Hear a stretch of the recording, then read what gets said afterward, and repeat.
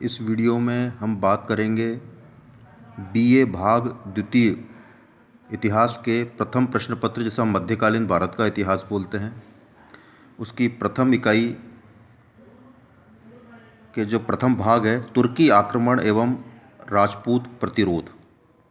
मतलब किस प्रकार भारत में तुर्कों का आक्रमण या मुस्लिम आक्रमण हुए और राजपूतों ने उसका कैसा प्रतिरोध किया, इस विषय में हम अध्ययन करेंगे। तो इसे हम खंड खंड में देखेंगे कि किस प्रकार इसकी पृष्ठभूमि क्या थी पहले। तो हम इसके पृष्ठभूमि में जाते हैं मुस्लिमों की, तो हम देखते हैं कि विश्व के इतिहास में इस्लाम धर्म का अभ्युदय एक युगांतरकारी घटना थी। इस धर्म के संस्थापक श्री पैगंबर मोहम्मद साहब थे। इन्होंने प्रचार और तलवार की ताकत से इसका विस्तार किया। उनके बाद उनके अनुयायी अरबों, ईरानियों और तुर्कों ने इस्लाम धर्म और साम्राज्य के प्रचार एवं प्रसार में महत्वपूर्ण योगदान दिया।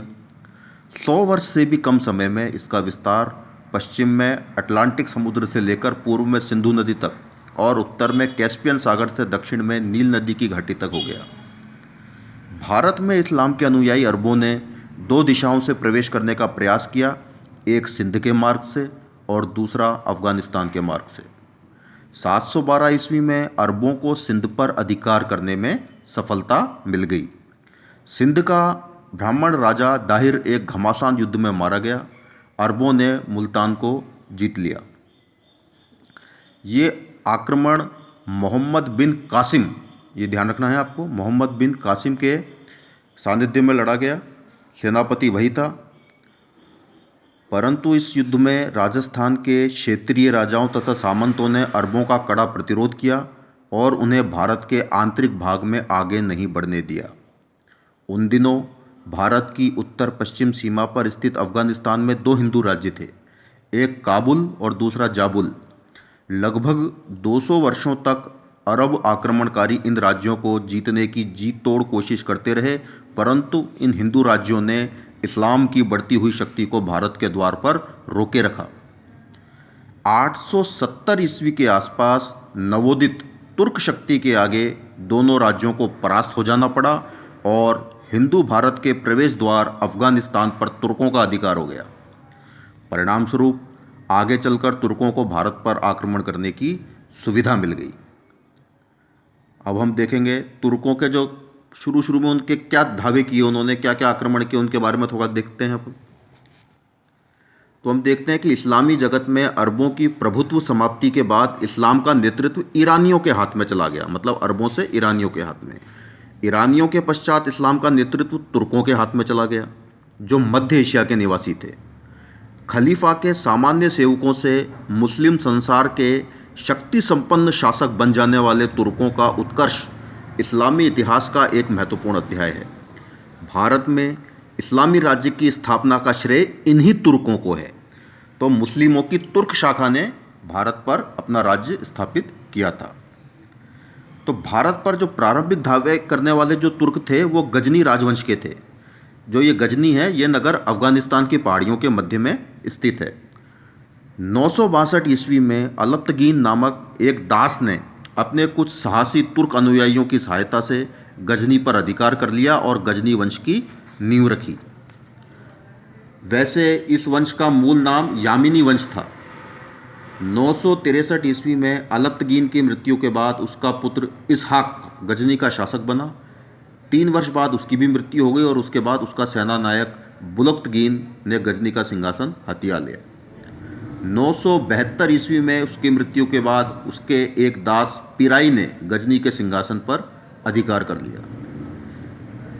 अब हम इसी वंश के एक अति महत्वपूर्ण शासक सुबुक्तगीन के बारे में थोड़ा सा देखेंगे, जो कि आगे परवर्ती जिसने भारत पर महमूद गजनवी, जिसका नाम आपने सुन रखा, 17 आक्रमण किए थे, उसके ये पिताजी थे। तो सुबुक्तगीन के बारे में हम थोड़ा सा देखेंगे। तो सुबुक्तगीन पिराई, हमने बताया कि 972 में एक पिराई नामक शासक गजनी के सिंहासन पर बैठता है। तो इस पिराई के शासनकाल में भारत के क्षत्रिय राजाओं का तुर्कों से संघर्ष आरंभ हो गया, जो सुल्तान महमूद गजनवी के समय तक चलता रहा। और जिसका अंतिम परिणाम हिंदू शाही राज्य का नष्ट होना हुआ। बात समझ में आई? उस समय भारत के उत्तर पश्चिम में हिंदू शाही राज्य था जिसका विस्तार हिंदू कुश पर्वतमाला तक था और वहिंद उसकी राजधानी थी। इस समय यहाँ का शासक जयपाल था। वह अपनी सीमा पर उठ खड़े होने वाले तूफान से परिचित हो गया था और उसे समाप्त करने के लिए उसने आक्रमणकारी नीति को अपनाते हुए अपने पुत्र के नेतृत्व में एक शक्तिशाली सेना गजनी पर आक्रमण करने के लिए भेज दी।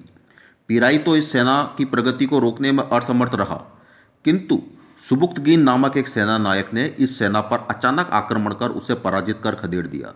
इससे सुबुक्तगीन तुर्कों में लोकप्रिय हो गया। 977 ईस्वी में उसने पीराई को अपदस्थ कर गजनी के सिंहासन पर अधिकार कर लिया। शासक बनने के बाद सुबुक्तगीन ने खुरासान, काबुल घाटी के लमगान क्षेत्र तथा सीस्तान को जीतकर अपनी स्थिति को और मजबूत कर लिया। उसके पश्चात उसने भारत पर आक्रमण करने का निश्चय किया। 986 ईस्वी में उसने जयपाल के सीमांत दुर्गों पर आक्रमण कर उन्हें लूटा। इस पर जयपाल एक शक्तिशाली सेना के साथ गजनी राज्य में घुसा।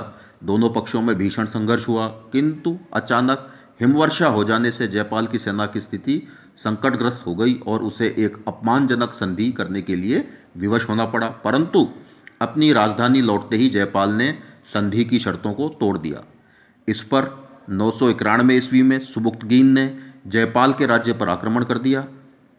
इतिहासकार फरिश्ता ने लिखा है कि तुर्कों का प्रतिरोध करने के लिए दिल्ली, अजमेर, कालिंजर तथा आसपास के अनेक राजपूत राजाओं ने जयपाल की सहायता के लिए अपनी सैनिक टुकड़ियां भेजीं। लमगान के निकट दोनों पक्षों में जबरदस्त मुकाबला हुआ जिसमें तुर्कों की विजय हुई। इस विजय के फलस्वरूप खैबर दर्रे का क्षेत्र, पेशावर का दुर्ग एवं नगर पर तुर्कों का अधिकार हो गया। पेशावर की प्राप्ति से तुर्कों को वह मार्ग मिल गया जो भारत के उर्वर और धन संपन्न प्रदेशों को जाता था, मतलब भारत का मार्ग खुल गया।